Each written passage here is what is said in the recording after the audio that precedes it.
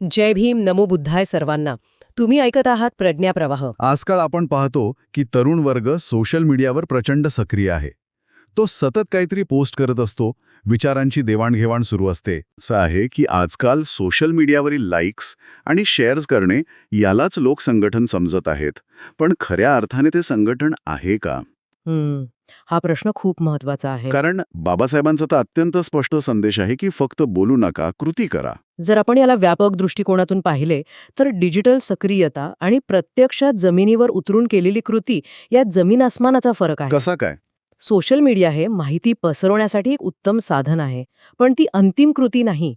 मानसशास्त्राच्या दृष्टिकोनातून विचार केला तर जेव्हा तुम्ही एखाद्या सामाजिक समस्येवर पोस्ट टाकता आणि लोक ती शेअर करतात, तेव्हा मेंदूतून डोपामाइन नावाचा एक स्राव होतो. अच्छा, म्हणजे आपल्याला बरं वाटतं. हो, तुम्हाला क्षणिक समाधान मिळते की आपण समाजासाठी काहीतरी महान कार्य केले. याला आजच्या काळात आभासी सक्रियता किंवा स्लॅक्टिव्हिजम म्हणतात. स्लॅक्टिव्हिजम हा शब्द मी पहिल्यांदाच ऐकतोय. होय, पण यात प्रत्यक्षात व्यवस्थेमध्ये कोणताही संरचनात्मक बदल झालेला नसतो. पण मग थांबा, इथे माझा एक आक्षेप आहे. सोशल मीडियाने जगभरात अनेक मोठी जनआंदोलने उभी केली आहेत ना? हो, केली आहेत. म्हणजे अरब स्प्रिंग असो किंवा अलीकडच्या काळातील अनेक सामाजिक चळवळी असोत, त्यांची सुरुवात तर डिजिटल प्लॅटफॉर्मवरच झाली होती. मग आपण या डिजिटल पिढीच्या संघटनेला पूर्णपणे चुकीचं ठरवतोय का? अजिबात नाही. आपण त्यांना चुकीचे ठरवत नाही आहोत, पण आपण साधनाची मर्यादा स्पष्ट करत आहोत. म्हणजे टूल म्हणून ते चांगलं आहे, पण जाणीव जागृती आणि प्रत्यक्ष संघटन यातील तो फरक आहे. ट्विटर किंवा फेसबुक एखाद्या समस्येकडे लक्ष वेधून घेण्यासाठी उत्तम आहे, पण प्रत्यक्ष संघटन करण्यासाठी काय लागते? प्रत्यक्ष माणसं लागतात. अगदी बरोबर. माणसांना प्रत्यक्ष भेटावे लागते, त्यांच्या अडीअडचणी समजून घ्याव्या लागतात, त्यांच्यातील मतभेद विसरून एक समान ध्येय निश्चित करावे लागते आणि त्यासाठी रस्त्यावर उतरावे लागते. आणि सोशल मीडिया तर लोकांना एकमेकांपासून दूर नेतो असं मला वाटतं. हो, कारण सोशल मीडियाचा अल्गोरिदम हा मुळातच संताप आणि विभाजन यावर चालतो. तो लोकांना एकत्र आणण्यापेक्षा गटात विभागण्याचं काम जास्त प्रभावीपणे करतो. म्हणजे जेवढा संताप तेवढी जास्त एंगेजमेंट. अगदी बरोबर. खऱ्या संघटनेसाठी लागणारी सहिष्णुता आणि बांधिलकी ही कीबोर्डवर बोटे चालून येत नाही. खरंय. त्यामुळे आभासी जगात आपण 10,000 लोकांच्या ग्रुपमध्ये असू शकतो, पण तो ग्रुप जमिनीवरच्या वास्तवात एखादा विधायक बदल घडवून आणण्यासाठी काय करत आहे? जर उत्तर काहीच नाही असेल तर ते बाबासाहेबांना अपेक्षित असलेलं संघटन नक्कीच नाही. बरोबर. ते फक्त एक आभास आहे. क्या बात आहे. जाणीव जागृती विरुद्ध प्रत्यक्ष संघटन हा खूप मोठा आणि महत्वाचा फरक तुम्ही सांगितलात.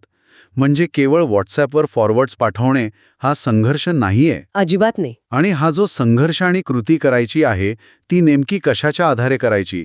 आपण केवळ हवेत तर संघर्ष करू शकत नाही ना? नाही, त्यासाठी एक भक्कम आधार लागतो. हो, तर आधार म्हणजे संविधानाने दिलेले अधिकार. डॉक्टर आंबेडकरांनी तयार केलेले भारतीय संविधान हे जगातील सर्वात मोठे आणि प्रभावी संविधान मानले जाते. हो, हे सर्वांनाच माहीत आहे.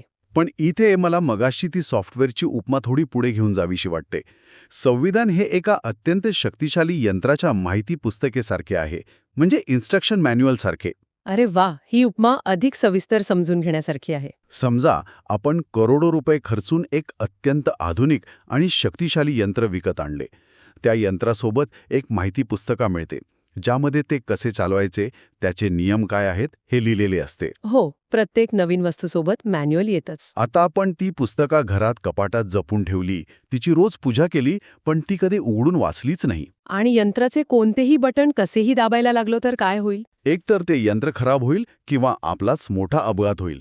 संविधानाचेही असेच आहे ना? अगदी तसंच आहे. ते केवळ घरात असणे किंवा त्याचा केवळ अभिमान बाळगणे पुरेसे नाही.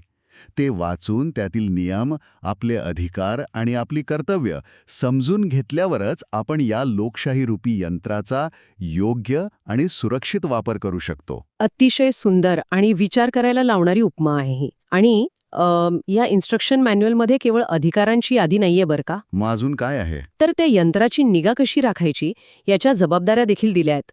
संविधानाने आपल्याला केवळ हक्कच दिलेले नाहीयेत, तर काही कर्तव्यही दिली आहेत.